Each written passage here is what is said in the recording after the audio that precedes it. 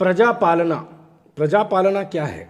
प्रजापालना दरअसल ये वो है कि कांग्रेस पार्टी ने आज से 1 महीना पहले कबल इंतखाबात के इलेक्शन से पहले कांग्रेस पार्टी ने जो वादा किया था कि जैसे ही कांग्रेस पार्टी इख्तिदार में आएगी 6 गारंटीज, 6 कामों की गारंटी दी गई थी कि 6 काम हम करेंगे, जिसमें से 2 काम तो मुकम्मल हो चुके हैं, वो काम शुरू भी हो गया, वो काम लोग उसका इस्तिफादा भी हासिल कर रहे हैं।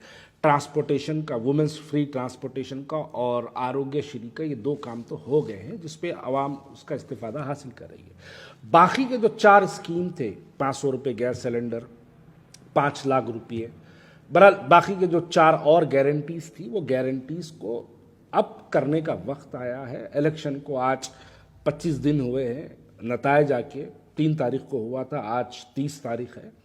तो 25 दिन के अंदर जो है कांग्रेस तेलंगाना ने इस बात को मुकम्मल कर दिया कि जो वादा किया गया था उस वादे को मुकम्मल किया जा रहा है। उसी की शक्ल पे उसको एक शक्ल दी गई है, उस शक्ल का नाम प्रजापालना। दरअसल प्रजापालना ये जो है कांग्रेस का तेलंगाना की आवाम से किया हुआ वादा है, जिसको एक शक्ल से मुकम्मल किया जा रहा है। ठीक है, अब ये प्रजापालना की बात हो गई। अब यहाँ पर खुदा का कुदरत देखिए, अल्लाह का निज़ाम देखिए कि जो लोग जिनको आरएसएस का टिल्लू बोल रहे थे, जिसको आरएसएस का एजेंट बोल रहे थे, जिनको कहाँ से ला के देता बल्कि सवाल कर रहे थे, जिसको आरएसएस को जन्म देने वाली कांग्रेस जिन लोगों ने बोला था, आज अल्लाह का निज़ाम देखिए कि किसी पे अगर आप झूठी तहमत लगाते तो उसके हाथों से ही अल्लाह ताला उस आरएसएस के एजेंट की तस्वीर गली गली बंटवारा। असदुद्दीन अवैसी साहब, आपने आरएसएस अन्ना बोला था, आपने आरएसएस टिल्लू बोला था। आज देखिए आप खुद वो आरएसएस के एजेंट की तस्वीर पुराने शहर की गली गली बांट रहे हैं। आप खुद आपके वो तमाम हवारी, वो लोग जो आपके तकरीर में जिन लोगों ने आरएसएस के टिल्लू बोलने के बाद जिन लोगों ने वाह वाह के नारे लगाए, जिन लोगों ने असदुद्दीन अवैसी साहब का जिंदाबाद का नारा लगाए, उन लोगों के हाथ से भी आज वो तस्वीरें बट रही हैं। ये किसी पे झूठा इल्ज़ाम लगाने का वजह। एक साहब तो यहाँ तक बोल दिए, कहाँ से ला के देता, जोरू के महर से ला के देता, क्या पूछे थे एक साहब।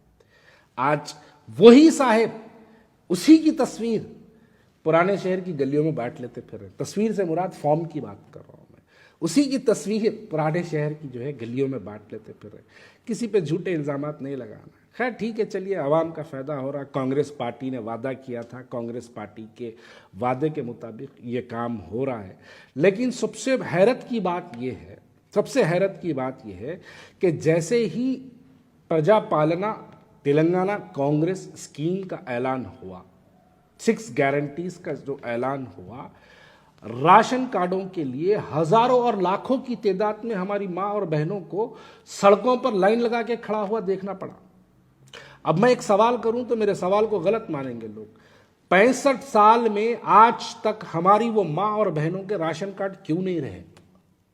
अगर नहीं है पुराने शहर के हमारी माँ और बहनों के पास, तो इसके जिम्मेदार कौन है?